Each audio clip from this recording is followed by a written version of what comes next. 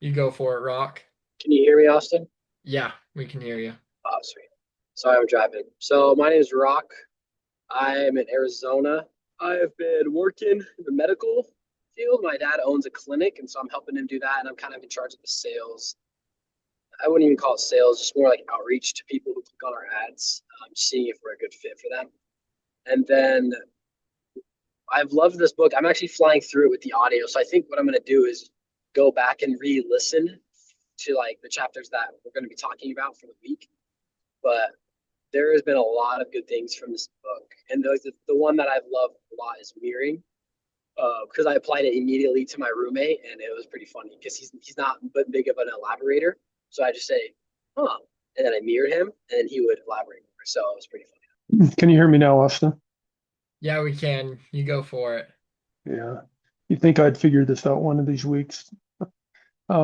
Rich Deloney and like Rock, I've been having a good time with this book, trying it out on family members and watching their reactions. It's been hilarious. But the funny thing I've learned is it works really good with mirroring and labeling, but don't let them know what you're doing or they won't like it. Anyway, been fun. It's a great book. Awesome. Thank you. We'll go Matthew, then Alex. Okay, awesome. Yeah, my name's Matthew Pope. I'm here in Utah, and I'm a master's of accounting student. So I actually just started my master's degree this semester at Brigham Young University. And yeah, I've been super stoked to be coming to the book club. I've been a little bit off and on because school's been super busy, but I have really, really loved the stuff I've been able to read and learn, and I've been able to apply it to the small business that I started this past summer. So it's been great. Alex, if you want to go. Oh yeah, for sure. Yeah, my name is Alex from Sandy. I'm in sales, so I do roofing. I'm also co-owner of this book club. Reading went well. Actually, I've been listening to this book and it's very tactical, so I applied it on my wife, like mirroring and stuff, just like immediately too. And it was pretty interesting to see the results. But it's been good. It seems like a fine book so far. Awesome. And then my name's Austin from Sandy, Utah. I am the co-owner of the book club, and that's my main focus right now. My reading this week went well. I've loved these first three chapters. It's been fun to apply it. I'll have to tell you guys a story about applying it, but we'll wait for that when we come to that chapter. We're gonna, of course, Never Split the Difference by Chris Voss. That's what we're reading.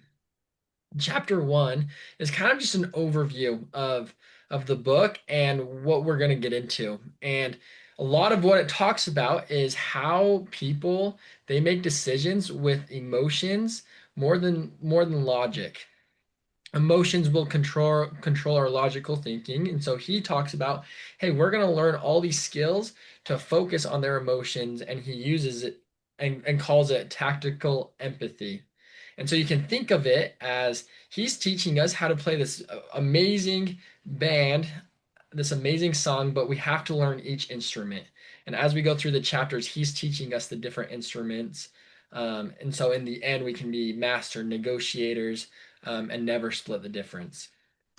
And so we've heard a couple times so far tonight mirroring. So why would we mirror? Well, it helps us build rapport. We receive information, and we put the person at ease. How do we do it? We build alignment. We help them feel heard, and we build a safe environment. So what is it? What is mirroring? Because we're going to practice it. And so mirroring, he teaches us it's repeating the last or most important three words back to them, and you wait for them to elaborate. And so you just got to listen. So for example, Alex, let me do a quick role play with you. Okay. If I were to ask Alex, hey Alex, you just got married, right? Yes, sir. Then tell me about it. Well, Tell me something about it. got married 6 months ago. Now I'm living in Provo with my wife, learning how to be married and how to communicate with each other. It's been it's been a blast so far. It's been a blast so far. Yeah, it's been really good. I mean, uh, Yeah, I've just enjoyed it overall. I'd say I'd recommend it to anybody, honestly. To anybody, huh? Yeah, And to then and you anybody. so we'll pause there. And so the idea is, hey, let's just repeat the last couple words. It just shows that person, hey, I'm listening to you, I hear you, and you can do it as a question in a way, and it'll help that poor person elaborate, and it's really neat. Of course, we're gonna do a role play, and so we'll just go along with it. But I after this, I would encourage you guys to do it with real people, see how it goes, because it's fun to see how people respond and how they elaborate when they don't know you're doing this. Um, and so we're gonna break out into some breakout rooms with your partner. Go ahead and just go through this with your partner one at a time. Practice mirroring. Ask your partner a question and continue to mirror them for 2 minutes. After 2 minutes, switch. Ask them a question and just continue to mirror. And the whole purpose right now is let's practice it and get it so it's not foreign to us. Because if it's not foreign to us, we'll use it in our real world, in our businesses. And so that's what we're gonna role play that. I'm gonna break you guys out into some breakout rooms. Let me move on. We just want to go over how was it? What went good? Was it awkward at all? If so, why? Just I we just want to hear some thoughts. So feel free just to unmute yourself and share. I'm pretty sure me and Matthew just had a conversation, and I didn't even realize. I don't even know if he did it to me. He could tell me if he did. We just were like asking each other questions, and I think it went. I know I did it to him, but I think he caught it. Yeah, dude, let me glaze Rock real quick. Let me glaze him real fast. This dude, he just like, we got in the breakout room and he just asked me about my business and just immediately hopped into doing it. It was super natural, actually. And I could, like, because I was looking for it, I could tell he was doing it. But if I hadn't been looking for it, I wouldn't have been able to tell. He was very natural about it. Yeah, I feel like in this role play, I feel like it works a lot better in the wild. Like when you're not focusing on it. Because it almost feels like a manipulation as soon as you catch somebody using a technique on you. Even though it's not, even though it's just like a communication technique, it feels like a manipulation thing. Uh when I heard it from Rich. Even though I knew it's just interesting. I don't know if anyone else felt that. For me, I feel like it. Of course, knowing it makes it less natural or it doesn't feel as natural. But I will say, as Tyson did it to me, even though I knew he was doing it, like usually if I just tried to elaborate on something, I have a hard time doing it. But as he did it, even though I knew it was fake, it was very easy for me to elaborate on everything he was asking about. And so I think just right there, it being easy for me to elaborate, I see truth in this working. Yeah, I like how the way Austin kind of you. I feel like when you mirror something, you nitpick that one thing. Like we were talking about Louisiana and then work and then family. He said, "Oh, your family." So then I would just elaborate on my family, and then I'd bring up a small word like work. And he'd mirror that, and then I just go on a rant, I guess, about work. Right. So if you just nitpick, I guess that one word that you want to know more about that person, I feel like that's the big thing mirroring does, like in a useful way. Like it's super helpful. And that's just what I noticed with Austin. He would just say those words, and then I would just go off. And I'm sure that's how it is with other people. Maybe, but I liked it. He did great.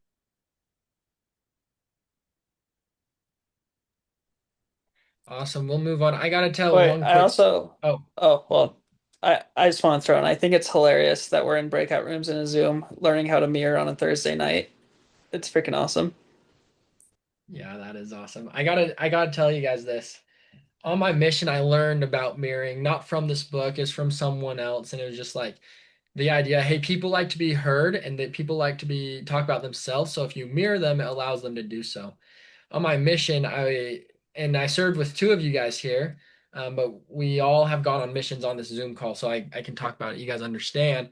Um, on exchanges, when I was so tired, I would sit there in the passenger seat, so tired, and I would mirror missionaries because I knew if I mirrored them, they would just continue to talk, and if they continued to talk, well, then they would enjoy it because people like to talk about themselves. And I don't think anyone ever caught on. But for hours, I would just mirror. I would just ask them a question, mirror, until I got a little quiet. Then I'd ask another question along the line, still mirroring. And for hours, I'd mirror them. And at the end, they were like, dude, that was awesome. Thank you. And so I've totally seen it work in my life. Chapter 3, we're going to move on. We're going to do a role play. I just want to go through this. Chapter 3 is about don't feel their pain, but label it. And he talks about the difference between sympathy and empathy. Empathy, understanding it and labeling it and just understanding them. So why? Well, it builds rapport, it eases tension, it confirms information, and it brings down defensive walls. It helps the other person think more rationally. How does it do this? It shows them you are paying attention. It confirms or clarifies information when you do this. Lots of empathy will make this happen and helps other person understand their emotions. And so what is it? What do we do? We listen. We imagine ourselves in their situation and we notice their emotions. You label it and it's something along the lines as it seems like, or it looks like, or it sounds like. So, Alex, it seems like you're pretty excited about learning about mirroring on a Thursday night. Yes, sir. And I'm not saying I notice. I'm just saying it just seems that way. And if it's correct, he'll confirm it. He'll feel heard. If it's wrong, he'll say, "Oh, actually, no, I had this," and he'll clarify information for me. And so the great thing about learning labeling pains and emotions is you can clarify information, you can get information, and you just connect with them. And so we're gonna practice this. We're going to take 2 minutes, read through this. This is the scenario. You're working with a partner, and the context is you and another person are planning a business project together. You suddenly start pushing, no, they suddenly start pushing timelines and responsibilities. Your job is to de-escalate and uncover the real issue using labeling.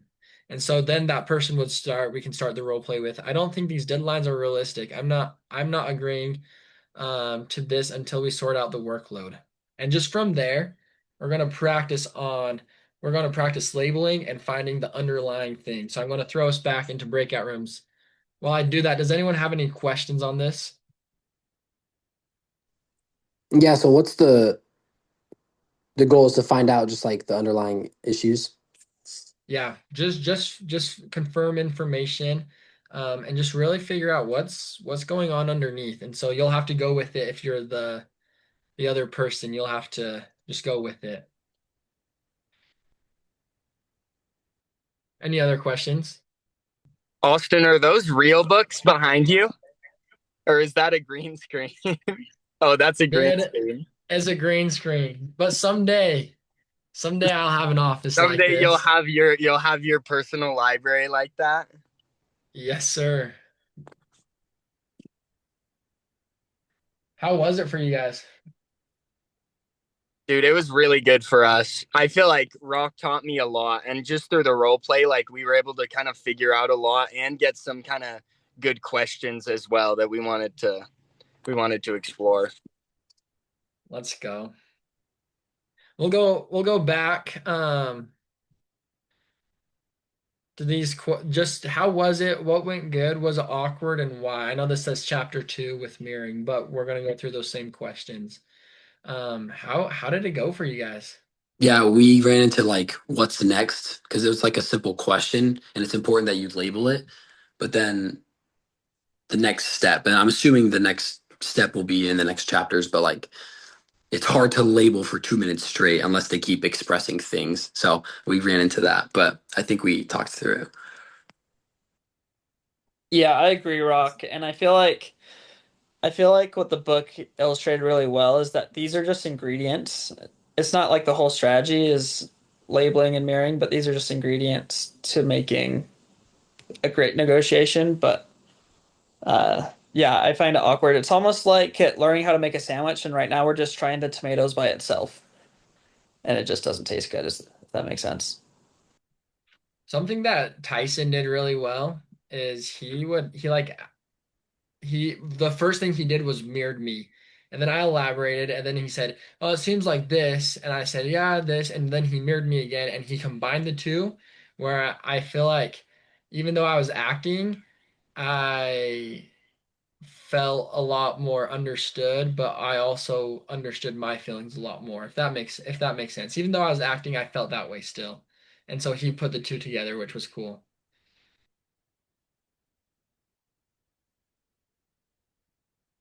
Can you hear me?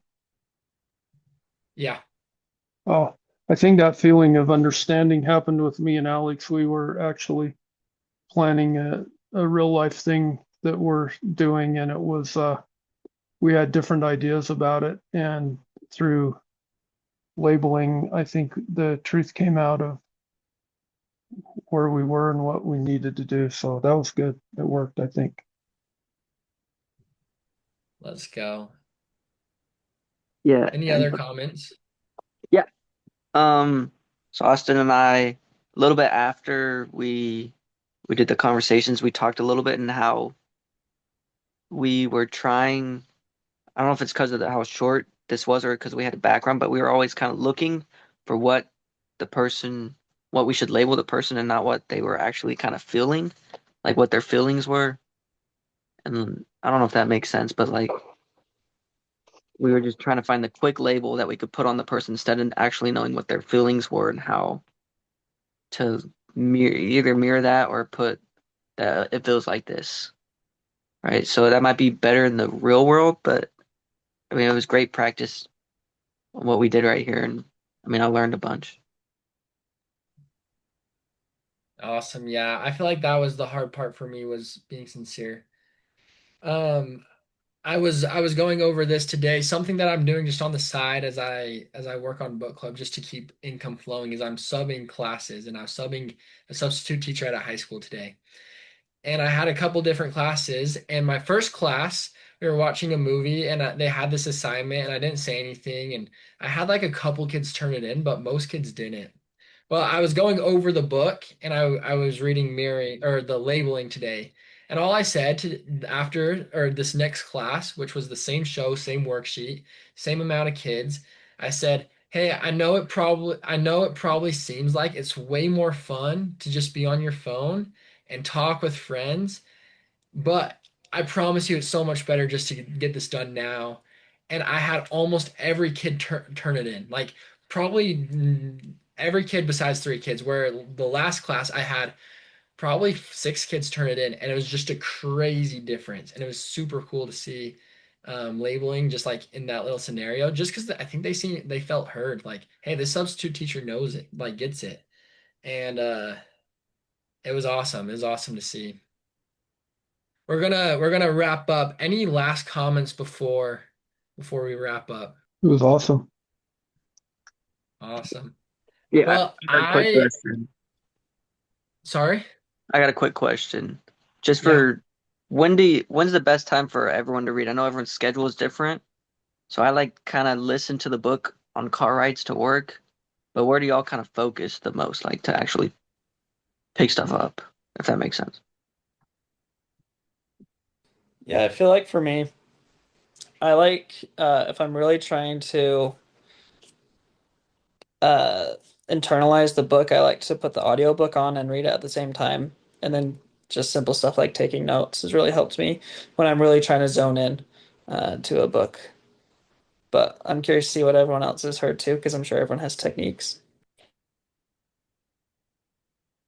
The thing that helps me is I put the book on Notion, and then I make a little thing of each chapter, the title, and then bullet points underneath of the most important parts, either by a story or by just the principles. And then I can always go back to it. But just having to write it down puts it in my head. I haven't done it with this book yet, but I've did it with the other books, and it was good. Something that I've been doing recently, Tyson, is like listening to it in the car and just like getting a rough overview that way. But then like I always go back and just note it up. I don't You can't see this, but it's super noted. Um just to like help me like really understand it. But I like to I've been listening to it beforehand before I go back and note it, just so it's super easy for me to like really get into it once it's time to do that.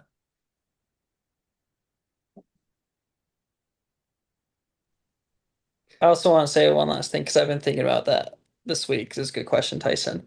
I feel like it's I feel like sometimes I can leave it on in the car or like whatever book I'm listening to, and I don't get a ton out of it. And I almost feel like it's better to like grind for a couple hours and to digest the book and to think about whatever chapters I'm reading rather than to not give it the attention it deserves for like 10 to 15 minutes every day.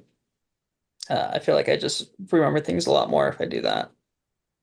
But so that's all.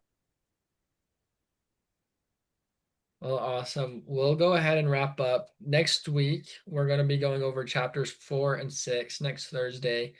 Alex will be leading that. So come, be prepared, read it, be excited for it. We're going to do some more role plays, I'm sure. Um, I have an invitation for you guys. These principles are great, but they're not very great if we don't implement it and use it. So my invitation is to practice it on real people this week. Practice mirroring, practice labeling. I'm gonna send a video either on our Instagram or school or both. You guys will see it. You guys can keep me accountable of me practicing it out in public with some strangers. Maybe I'll just have it on my face or something.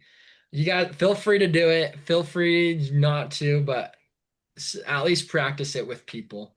Make an effort to do it. I've been doing it the last couple days and today, and just like the subbing, it makes a difference. So I promise you guys will see a difference. I've seen a difference so far, and I'm just barely touching and testing the waters.